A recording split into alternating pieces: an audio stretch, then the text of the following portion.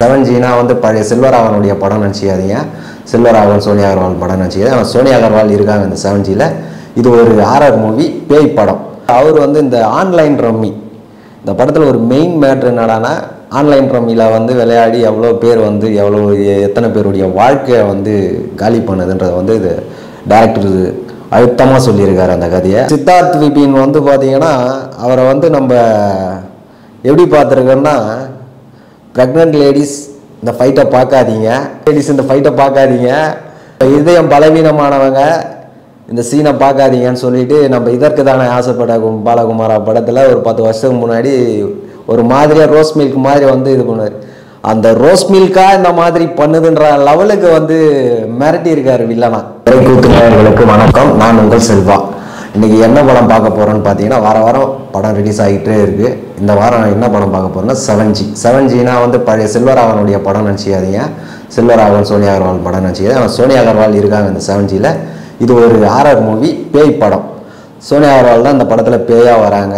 படத்தினுடைய story one line என்னடானா, அண்ணன் தங்கச்சி 2 பேருக்கு இடையே நடக்கிற பிரச்சனையில் தங்கச்சி அண்ணன் இந்த ஒரு ஃப்ளாட்டில் வச்சு சாவடிச்சிடறாரு, சிலிண்டர் வெடிக்க வச்சு சாவடிச்சிடறாரு. சாவடிச்சிட்ட உடனே சோனியா அகர்வால் மேடம் தான் அந்த தங்கச்சி அந்த கேரக்டராக வராங்க.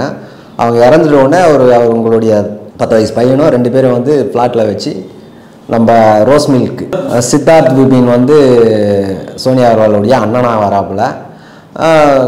சோனியா அகர்வால் ஒரு கட்டத்தில் வந்து அவங்க சோனியா அகர்வாலுடைய சின்ன பையனையும் சோனியா அகர்வாலையும் அந்த ஃப்ளாட்லேயே வச்சு அந்த வீடு நான் தரமாட்டேன், இது என்னுடைய வீடுன்னு சொல்லிட்டு அவங்ககிட்ட சண்டை போடுறாங்க. சண்டை போடணும் ஒரு கட்டத்தில் வந்து அவர் வந்து இந்த ஆன்லைன் ரம்மி, இந்த படத்தில் ஒரு மெயின் மேட்ரு என்னடானா, ஆன்லைன் ரம்மியில் வந்து விளையாடி எவ்வளோ பேர் வந்து எத்தனை பேருடைய வாழ்க்கையை வந்து காலி பண்ணுதுன்றதை வந்து இது டைரக்டர் அழுத்தமாக சொல்லியிருக்காரு அந்த கதையை. ஆன்லைன் ரம்மியை ஆடி சித்தார்த் விபின் வந்து ரொம்ப லாஸ் ஆகிறாரு, நிறைய கடன் பிரச்சனையில் மாட்டிக்கிறாரு. இந்த கடன் பிரச்சனையில் இருக்கும்போது பொண்டாட்டிக்கிட்ட கேட்டு ஏகப்பட்ட காசு வாங்கிட்டு இருக்காரு. வாங்கிட்ட உடனே பொண்டாட்டிக்கிட்ட மறுபடியும் போய் கேட்கும்போது என்ன சொல்கிறாங்க, எங்கள் அப்பா கிட்ட சொல்கிறோன்றாங்க. அவங்க அப்பா கிட்ட சொல்கிறோன்னு பயந்து என்ன பண்ணுறாரு, வேறு வழி இல்லை, போய் தங்கச்சியை தான் மிரட்டி அந்த ஃப்ளாட்டை 7Gன்னு அந்த ஃப்ளாட்டு பேர் வந்து 7G, அதனால தான் அந்த படத்துக்கும் வந்து 7Gன்னு சொல்லிட்டு டைட்டில் வச்சுருக்காங்க. அந்த 7G ஃப்ளாட்டை போயிட்டு கேட்குறாரு. ஒரு கட்டத்தில் அவங்க மறுக்கிறாங்க, கொடுக்க மாட்டேன்றாங்க.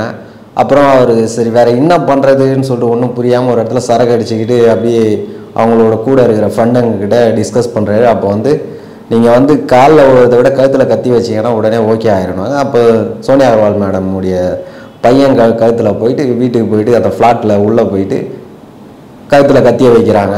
வச்ச உடனே சரி நான் கையெழுத்து போட்டுறேன். கையெழுத்து போட்ட செகண்டில் அவங்க சரின்னு கிளம்புறாங்க. நீ என்ன பண்ணாலும் சரி, நீ கையெழுத்து வாங்கினாலும் சரி, சிக்னேச்சர் போட்டாலும் என்ன பண்ணாலும் நான் இந்த வீட்டை விட்டு போக மாட்டேன்றாங்க. அப்படியே போன வில்லன் மறுபடியும் உள்ளே வராரு. உள்ளே வந்துட்டு அவங்களுக்கு சரக்கை கொடுத்து ஒரு மாதிரியாக ரொம்ப கொஞ்சம் அந்த சீன்லாம் பார்க்குறதுக்கு ஒரு மாதிரியாக பயமாக தான் இருக்குது. அப்படி ஒரு மாதிரியாக வச்சு சரக்கை ஊற்றி அந்த பையனையும் சோனியா அகர்வால் மேடமும் கொலை பண்ணுற சீன் வந்து ரொம்ப ராவாக இருக்குது. 2 பேரும் காலி சிலிண்டர் வெடிக்க லாஸ்ட்டாக வந்து பழைய ஃபார்முலா தான், அந்த சிலிண்டர் வெடிக்க வச்சு சாவடிக்கிறதெல்லாம் வந்து பழைய ஃபார்முலா. ஆனால் அதை வந்து டேரக்டர் வந்து புதுசாக ஏதோ ட்ரை பண்ணியிருக்காரு, ஏதோ ஓரளவுக்கு பண்ணியிருக்காருன்னு தான் சொல்லணும். ஓரளவுக்கு பண்ணியிருக்காரு. ஒரு செத்துடுறாங்க. செத்துட்டோடனே இதில் மெயின் மேட்ரு என்னான்னு பார்த்தா இடத்துல காலி பண்ணிடுறாங்க. அது அந்த ஃப்ளாட்டு வந்து 7G நம்ம வேளச்சேரியில் இருக்கிற ஃப்ளாட்டு. இதில் அந்த ஃப்ளாட்டில் வந்து 2 பேர் செத்துடுறாங்க. செத்துட்டு அவங்க ஆவி ஆகிறாங்க. செத்துட்டு அந்த ஆவியை வந்து ஒரு மந்திரவாதி மூலயமா கட்டி அதுக்குள்ளேயே இப்போ அந்த கபோர்டுக்குள்ளேயே கட்டி போட்டு வச்சிடுறாரு சித்தார்த் விபின், ஒரு மந்திரவாதியை கூப்பிட்டு வந்து. அதுக்கப்புறம் அந்த ஃப்ளாட்டுக்கு வந்து பூமதி வெங்கட் இவங்க அவங்க ஃபேமிலியோடு வராங்க, அந்த 7Gக்கே வராங்க. அந்த குடி வரும்போது பார்த்தீங்கன்னா சோனியா அகர்வாலுடைய ஆவியும் அவங்களுடைய பையனோட ஆவியும் சில சேஷ்டைகள் பண்ணுது. அதில் வந்து சில சீன்ஸ் பயம் புத்துற மாதிரி இருக்குது, சில சீன்ஸ் வந்து காமெடியாக இருக்கிற மாதிரி இருக்குது. இந்த பக்கத்து ஃப்ளாட்டில் இருக்கிறவர் வந்து நம்ம திருடா திருடி சுப்பிரமணிய சிவா சார் அந்த கேரக்டரை கரெக்டாக பண்ணியிருக்காரு. அவருக்கு என்ன கேரக்டர் கொடுத்தாங்களோ அதை கரெக்டாக பண்ணியிருக்காரு. அதை வந்து பார்த்திங்கன்னா அவங்க குடி வராங்க. அந்த ஃப்ளாட்டு குடி வரும்போது இவங்க ஆவி இருக்கிறது தெரியல. அதாவது சோனியா அகர்வால் மேடம் அந்த ஆவி, சோனியா அகர்வாலுடைய ஆவியும் அவங்க பையனுடைய ஆவி இருக்கிறது தெரியாமல் குடி வராங்க. குடி வந்தோடனே சில அமானுஷ்யங்கள் நடக்குது. சில அமானுஷ்யங்கள்லாம் அந்த ஸ்டவ் தன்னால் எரியுது. பழைய ட்ரெண்டு தான் இதெல்லாம், நான் சொல்லும் போதே உங்களுக்கு தெரியும். ஸ்டவ் தன்னால் எரியுது, டிவி தன்னால் ஆஃப் ஆகுது, திடீர்னு டிவி ஃபயர் ஆகுது, ஏசி ஃபயர் ஆகுது. இதெல்லாம் அப்படியே வந்து பார்க்கும்போது அவங்க குடி வந்த பிறகு இதெல்லாம் நடக்கும்போது அவங்க வந்து கொஞ்சம் பயப்படுறாங்க. ஆனால் அவங்க வீட்டுக்காரர்கிட்ட சொல்ல மாட்டேன்றாங்க. அவங்க வீட்டுக்காரர் வந்து ஐடி கம்பெனியில் வந்து அவர் ஹீரோவாக 2 சாங் கொடுத்துருக்காங்க. அப்படி ஹீரோவும் வராரு, பயப்படுற மாதிரியும் வராரு. அவருக்கு ஒன்றும் பெரிய ஸ்கோர் இல்லை. 2 ஹீரோயின் கொடுத்துருக்காங்க ஹீரோவுக்கு.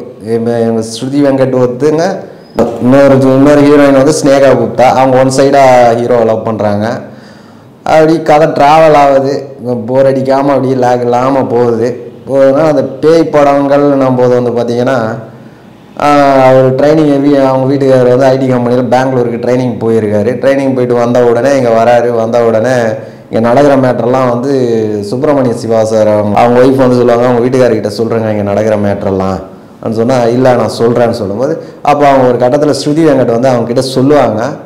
அவர் வந்து நம்ப மாட்டார். அது அங்கே ஐடி கம்பெனிக்கு போயிட்டு இங்கே வந்துட்டு ட்ரான்ஸ்ஃபர் ஆகிட்டு ஒரு ஐடி கம்பெனியில் ஒர்க் பண்ணார். அங்கே போய்ட்டு ஆஃபீஸில் வந்து எல்லாருக்கிட்டையும் சொல்லிட்டு ஸ்னேகா குப்தா அவங்கக்கிட்ட வந்து ஸ்ருதி வெங்கட்டுடைய ஃப்ரெண்டு ஒருத்தர் வந்து சொல்கிறாங்க இந்த மாதிரிலாம் நடக்குதுன்னு சொல்லிட்டு ஆஃபீஸ் ஃபுல்லாக சொல்லிடுறாங்க. அவருக்கு வந்து ஒரு மாதிரி ஆயிடுது. ஸ்ருதி வெங்கட்டுடைய ஹஸ்பண்டுக்கு ஹீரோவுக்கு வந்து ஒரு மாதிரி டென்ஷன் ஆகிடுறாரு. அதை வந்து வீட்டில் கேட்குறாரு, என்ன தான் இருக்குது சொல்லு பார்க்கலாம்னு சொல்லிட்டு, நீ காட்டுறியாங்கன்னு சொல்லிட்டு பயங்கரமாக எமோஷனலாக வர்றாரு. அந்த சீன்ஸ் எல்லாம் ஓகே தான். படத்தில் காமெடின்னு பார்த்தீங்கன்னா பெருசாக ஒன்றும் ஒர்க் அவுட் ஆகியிருக்கா அவளையானு சொல்ல முடியல. ஆர்ஆர் மூவி தான் இது. கதை பார்த்தீங்கன்னா நம்ம லாரன்ஸ் படம் காஞ்சனா, இந்த சரத்குமார் சார் பண்ண படம், அந்த படத்தினுடைய கதை மாதிரி அதே சேம் கதை தான். அந்த கதையை வந்து வேறு ட்ராக்கில் இவர் வந்து கையாண்டுட்டு இருக்கார், வேறு மாதிரி எடுத்திருக்காரு. படத்தில் இன்ட்ரெஸ்டிங்காக ஏதாவது ஹைலைட்டாக சொல்லணுன்னா சோனியா அகர்வால் மேடத்தை சாவடிக்கிற சீனில் வந்து பார்த்திங்கன்னா ரொம்ப பரிதாபமாக இருக்குது. வாயை வலுக்கட்டாயமாக பிடிச்சி ரம்மை ஊற்றி சாவடிக்கிற மாதிரி கொடூரமாக இருக்குது. அதே மாதிரி சித்தார்த் விபின் வந்து பார்த்திங்கன்னா அவரை வந்து நம்ம எப்படி பார்த்துருக்கோன்னா, ப்ரெக்னென்ட் லேடிஸ் இந்த ஃபைட்டை பார்க்காதீங்க, இதயம் பலவீனமானவங்க இந்த சீனை பார்க்காதீங்கன்னு சொல்லிட்டு நம்ம இதற்கு தானே ஆசைப்பட பாலகுமாரா படத்தில் ஒரு 10 வருஷத்துக்கு முன்னாடி ஒரு மாதிரியாக ரோஸ் மில்க் மாதிரி வந்து இது பண்ணுவார். அந்த ரோஸ் மில்காக இந்த மாதிரி பண்ணுதுன்ற லெவலுக்கு வந்து மிரட்டி இருக்கார் வில்லனா. அந்த சீன் பை சீன் பார்த்தீங்கன்னா அவர் சோனியா அகர்வால் மேடத்தை வந்து பேசுகிற சீனாக இருக்கட்டும், அவர் டென்ஷன் ஆகி ஒரு மாதிரி அவன் ஃப்ரெண்டுங்க கிட்ட டிஸ்கஸ் பண்ணும்போது அந்த பாரில் சரக்கு அடிக்கும் போது அவர் வேறு மாதிரி வில்லனாக வந்து இனிமேல் வந்து அவருக்கு வந்து வில்லன் ரோல் வந்து நிறைய வரத்துக்கு வாய்ப்புகள் இருக்குது. ஏன்னா அவர் வந்து அந்த மாதிரி காமெடி சப்ஜெக்டில் தான் வந்து அவர் ஒர்க் அவுட் ஆவார்னு பார்த்தா இதில் வில்லனில் வந்து மிரட்டி இருக்கார். அந்த மர்டர் பண்ணுற சீன் வந்து ரொம்ப நல்லாவே பண்ணியிருக்காரு. படத்தில் மெயின் மைனஸ் என்னடானா மியூசிக் வந்து பார்த்திங்கன்னா ஆர்ஆர் மூவிக்கான ஒரு மியூசிக்கு வந்து இல்லை. அந்த ஒவ்வொரு சீனும் இப்போ சோனியா அகர்வால் மேடம் வந்து பேசுகிறாங்க, நார்மலாக கேஷுவலாக பேயின்ற ஒரு ஃபீலே இல்லாமல் இருக்குது. அவங்களுக்குள்ளே டிஸ்கஸ் பண்ணும்போது அந்த ஸ்ருதி வெங்கட் கிட்ட பேசும்போதெல்லாம் பார்த்தீங்கன்னா அந்த சீன்லாம் வந்து ஒரு அந்த பயம் த்ரில்லர், அந்த என்னடா நடக்க போகுதுன்ற அந்த த்ரில்லர்லாம் எதுவுமே ஒன்றும் பெருசாக எதுவும் சொல்கிறதுக்கு இல்லை. சொல்கிற மாதிரி சீன்னா சோனியா அகர்வால் மேடம் செத்து போகிற சீன் காமெடின்னு பார்த்தீங்கன்னா அந்த குள்ளமாக ஒருத்தர் வருவார், அவர் பேர் எனக்கு சரியாக தெரியல, லிஸ்ட்லேயும் கொடுக்கல. அவர் தான் ஒரு சீன் நித்யானந்தா மாதிரி வந்து சும்மா காமெடி பண்ணிட்டு போகிறாரு. காமெடியும் பெருசாக வந்து ஒர்க் அவுட் ஆகலை.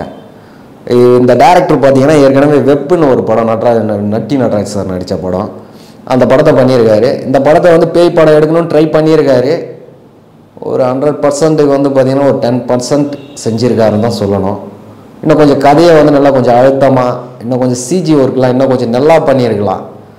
சீன் பை சீன்ஸ் பார்த்தீங்கன்னா சாங்கு 2 பாட்டு இருக்குது, நான் பார்த்த வரைக்கும் 2 பாட்டு இருக்குது. 2 பாட்டு வந்து மனசுலேயே ஒட்டலை, இன்னும் கொஞ்சம் பெட்டராக பண்ணியிருக்கலாமோன்னு தோணுது. 7G ரேட்டிங் பார்த்தீங்கன்னா 10க்கு ஒரு 3.5 மார்க் கொடுக்கலாங்க. திரைக்குத்து நேயர்களுக்கு நன்றி.